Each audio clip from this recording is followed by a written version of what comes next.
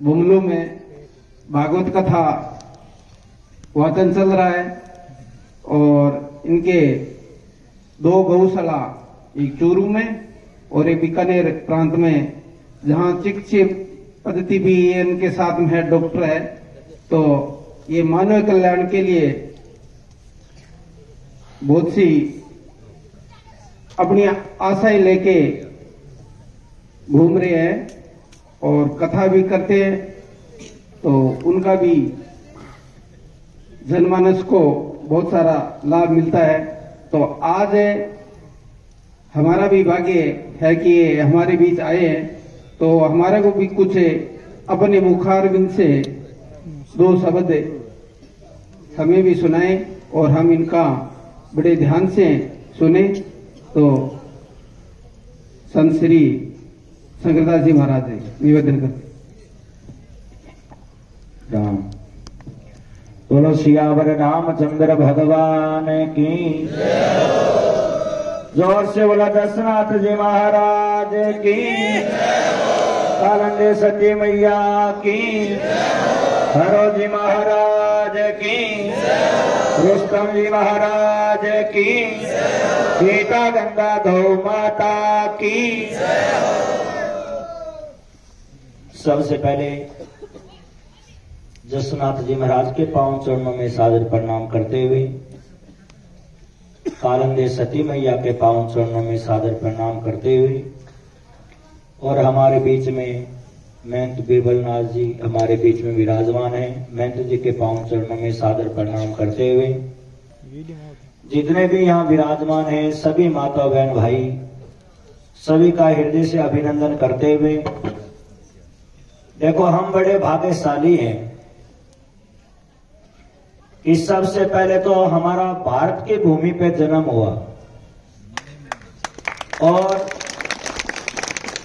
जो ऋषि मुनियों की भूमि है, जो भगवान राम कृष्ण विवेकानंद बड़े बड़े महापुरुष जसनाथ जी महाराज, हरोजी महाराज आदि आदि बड़े बड़े गोरखनाथ जी महाराज, मच्छिंद्र नाथ जी महाराज बड़े बड़े महापुरुष हो गए। और भारत में भी राजस्थान जो वीरों की भूमि है, जो सतियों की भूमि है, जो महात्माओं को भगवान के भक्तों की भूमि है, ऐसी भूमि पे हम लोगों का जन्म हुआ।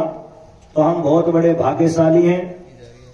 और जसनाथ जी महाराज मैं क्या बताऊं, जब बिल्कुल छोटी सी उम्र थी उस समय चूरू जिले में कोई संत थे, उन्होंने कोई जागरण का आयोजन किया था और प्रचार किया था कि अग्नि नृत्य होगा, जसनाथ जी महाराज का जागरण का प्रोग्राम है। तो उस समय हमारे को विश्वास नहीं हुआ था कि ऐसा भी कभी होता है क्या, अग्नि के ऊपर भी कोई नाच सकता है क्या। चलो देख के आते हैं, ये तो नई बात है।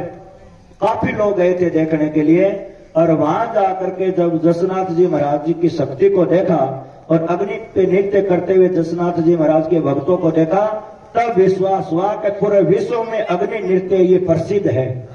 पूरे विश्व में जसनाथ जी महाराज की कृपा से जो 36 नियम है जसनाथ जी महाराज के, सब शास्त्रों की बातें हैं। और जसनाथ जी महाराज ने मानव मात्र के लिए ये नियम बनाए हैं। केवल जसनाथ जी महाराज जी को जो मानते हैं उनके लिए नहीं, केवल मानव मात्र के लिए। यदि जसनाथ जी महाराज के 36 जो धर्म है, नियम है, इनका कोई पालन करे तो कल्याण होने में कोई संदेह नहीं। बिल्कुल सत्य बात है।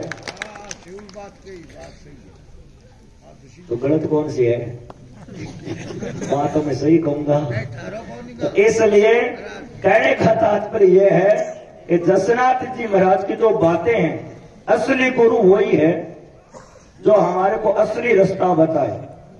और जसनाथ जी महाराज हम सबके गुरु हैं। मैं कोई नेता नहीं जो वोट लेने के लिए ऐसी बातें करूं, क्योंकि मैं जसनाथ जी महाराज के 36 नियमों को पढ़ा है, और जहां भी मैं कथा में जाता हूं ये सब नियम बताता हूं, क्योंकि महंत जी को पता है। कहीं भी जाता हूं तो जसनाथ जी महाराज जी के जो भी नियम है, राम नाम मुख गुण कहते हैं, राम नाम मुख से भगवान का नाम लेना, और शिव शंकर का ध्यान धरीजो, मुख से राम नाम गुण लीजो, होका तमाकू पीजे नाई, कितनी अच्छी बात है। काला पानी पीजे नाई, नाम उसी का लीजे नाई, कितनी अच्छी बात है। क्योंकि भागवत में भी लिखा है कि मदिरा पान करना महापाप है। जहां मदिरा पी जाती है, पिलाई जाती है, वहां कलयुग रहता है। वही बात जसनाथ जी महाराज कह रहे हैं कि काला पानी पीजे नहीं और नाम इसी का लीजे नहीं। क्योंकि नशा करने से होका तमाकू पुड़िया जर्दा गुटखा मदिरा पान, नशा करने से किसी को लाभ नहीं होता। समय की हानि, शरीर की हानि, परिवार की हानि, धन की हानि, समाज की हानि, हानि हानि है। आज तक नशा करने से किसी को लाभ है नहीं हुआ, अन्याय होगा। यदि आपके पास 50 लाख की गाड़ी है, उसके अंदर आप किरोसिन का तेल नहीं डालते, क्योंकि गाड़ी का इंजन खराब हो जाएगा। और गाड़ी का इंजन खराब हो जाएगा तो 50 लाख की गाड़ी आप कंपनी से नहीं लेके आ सकते हो, धन कमा सकते हो, परंतु ये नशा करने से पुड़िया जर्दा गुटखा तमाकू होका और इस प्रकार से ये भांग आदि मदिरा पान करने से ये मानव शरीर रूपी गाड़ी खराब हो गई तो किसी भी कंपनी में और मिलने वाली नहीं है। इतना कीमती शरीर है। इसलिए दशनाथ जी महाराज कह रहे हैं कि काला पानी पीजे नाई, नाम इसी का लीजे नाई, होका तमाकू पीजे नाई, नशा बिल्कुल मत करो। कितना सुंदर संदेश गुरु दशनाथ जी महाराज ने दिया है। यदि इनका पालन किया जाए, मुख से राम नाम गुण लीजिए, शिव शंकर का ध्यान धरीजे, जो कोई जात होई दशनाथी, आची करनी राखे आची। कितनी सुंदर बात बताइए। घर आए सत्कार सदा ही, मेहमान कोई भी घर आए उनका सत्कार करो, भगवान का भजन करो, राम नाम करो, क्योंकि ये मानव का शरीर मिला है हम लोगों को सेवा करने के लिए, भजन करने के लिए। दया धर्म सदाई मन भाई, कितनी अच्छी अच्छी बातें बताई है गुरु दशनाथ जी महाराज ने। क्योंकि दया करना ये मानव का धर्म है, भजन करना ये मानव का परम धर्म है। क्योंकि भगवान ने हम लोगों को मानव का शरीर दिया है। जैसे बिना पानी का कुआं किसी काम का नहीं है, ऐसे बिना भजन के ये मानव का शरीर भी किसी काम का नहीं है। ये बिना पानी के कुएं के समान है, बिना जल के बादल के समान है। तो बहुत बड़ी भगवान ने कृपा की कि आज सबको दशनाथ जी महाराज के चरणों में बैठ करके ये सुंदर अवसर मिला, आप सब भक्तों का दर्शन करने का अवसर मिला। क्योंकि बीरबलनाथ जी महाराज बमलू कथा में गए थे और महंत जी ने कहा था जरूर जरूर आपको भी आना है। और क्योंकि दशनाथ जी महाराज की हमारे ऊपर तो विशेष कृपा है। क्यों कहीं यही नहीं, जहां जहां दशनाथ जी महाराज जी की बाड़ी है, जहां स्थान है, वहां कई जगह मेरे को भागवत की कथा करने का मौका मिला।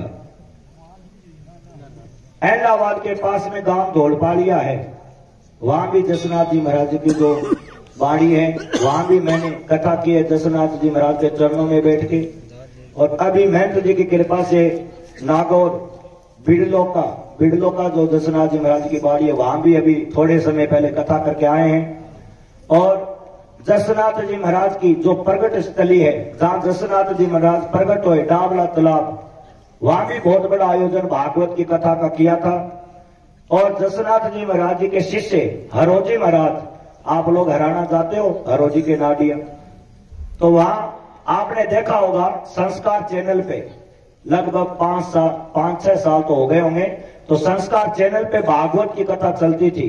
हरोजी महाराज के नौरंगदेसर, बमलू और रानीसर तीनों गांव के सहयोग से, तीनों गांव के बीच में बड़ा आयोजन हुआ था। संस्कार चैनल पे, टीवी पे आप लोगों ने देखा होगा, बड़ा आयोजन था भागवत की कथा का। और लगभग 1 साल हो गया, अपने 2 साल हो गए क्या?